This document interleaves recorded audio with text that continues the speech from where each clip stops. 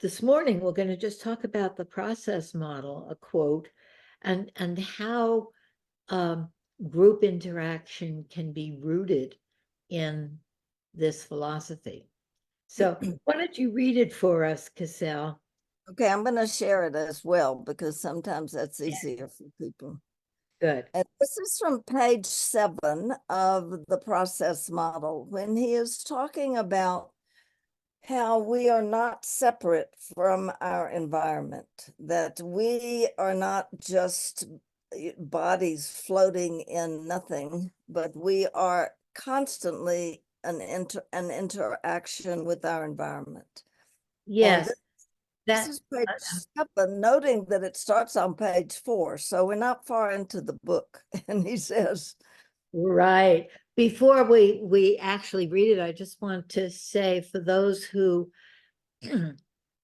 know the idea or don't, none of us deeply understand it, but know it, that we are interaction. We're made of interaction. And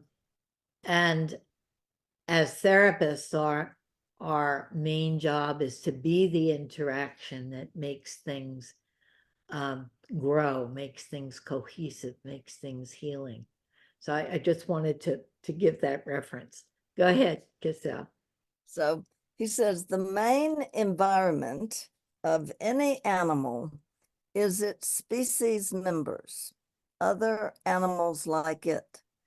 These are products of the N2 process of the species. Can And you say a minute what N2 is for yes, those?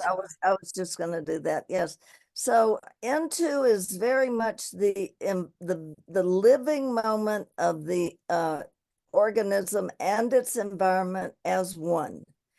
And it is differentiated from what he calls N1, which is the what he calls the spectator's environment. And his whole work is actually to get us he feels that we got trapped in a sort of scientific worldview that's done wonders for us, but also kind of left human beings out because it leaves out anything that doesn't fit statistics, it doesn't fit something that you can replicate, it doesn't fit any of the models that look at the world through generalizations, because human beings are specific, and there's nowhere in the scientific model that takes into account the thrill I see when I see my puppy.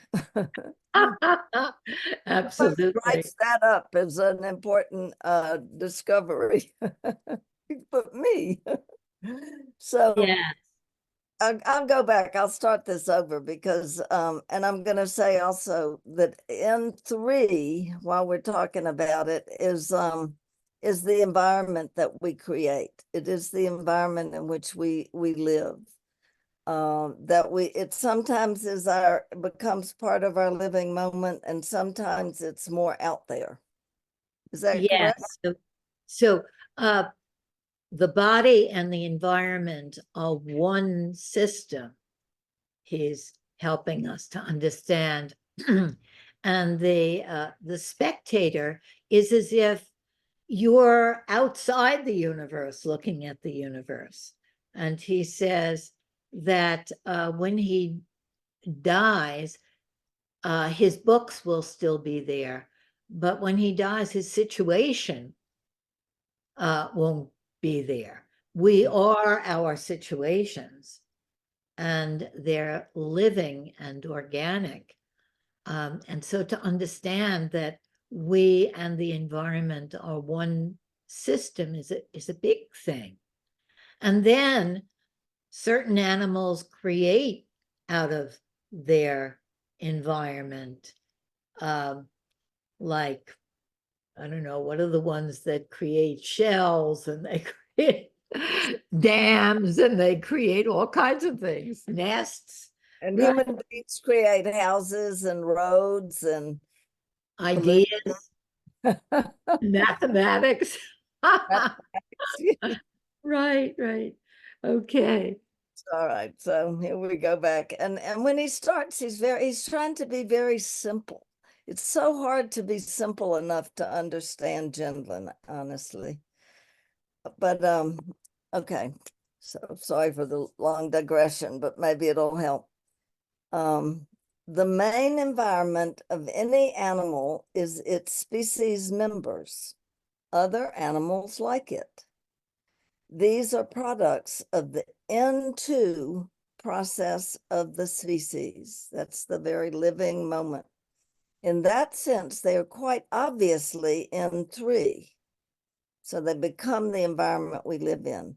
And when something is ongoing, it's N2. By far, the greater proportion of animal activity is with and towards them. The mother for the infant, female and male for each other, the group for the individual. These are crucial environments. We must not take the physical environment as our basic model of environment. Great. Thank you, Cassell.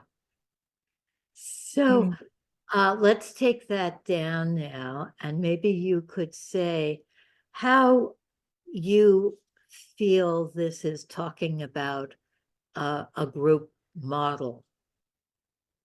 What is the implication here?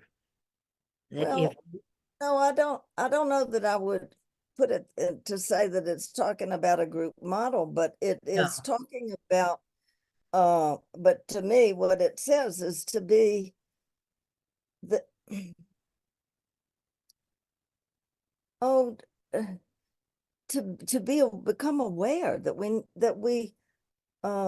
this is the air we breathe, or the groups in which we are born, we're raised, we choose, all of the different groups are as important to who we are as the fact that our feet are made to walk on the ground.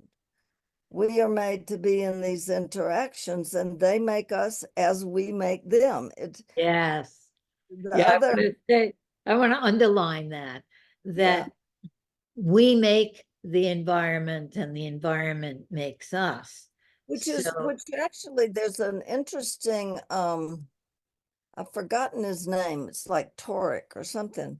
But because oftentimes people will go back and talk about their childhood as if they were blank slates.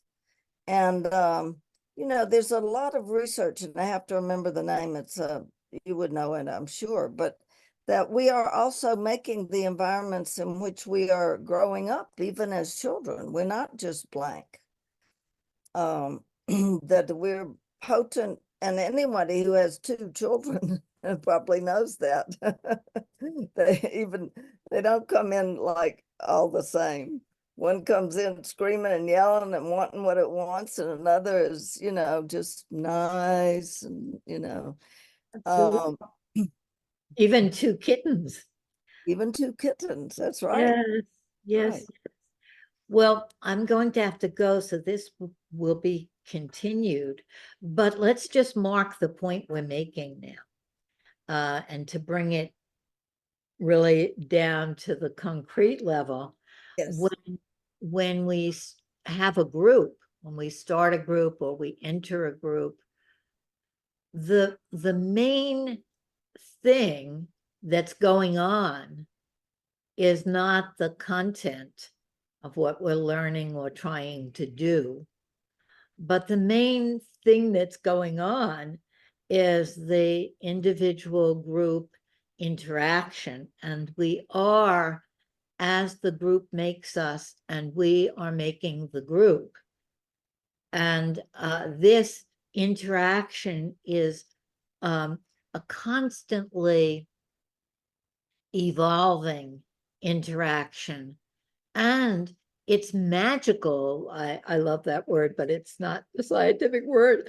It's magical how we can impact the group and uh, and and then it impacts us. And We that's can be aware of it.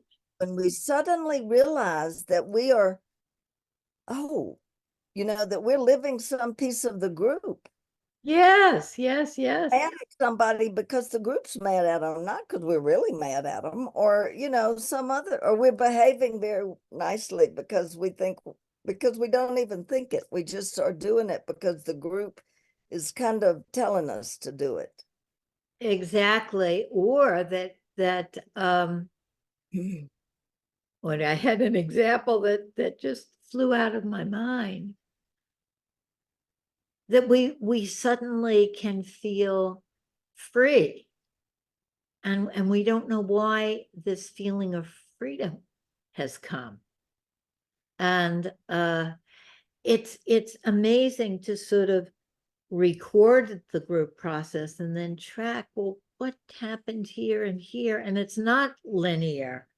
That's It what I'm most interested in, Lynn, is that we are able to record what we do and then look back at it, because I feel like there's so much potential learning.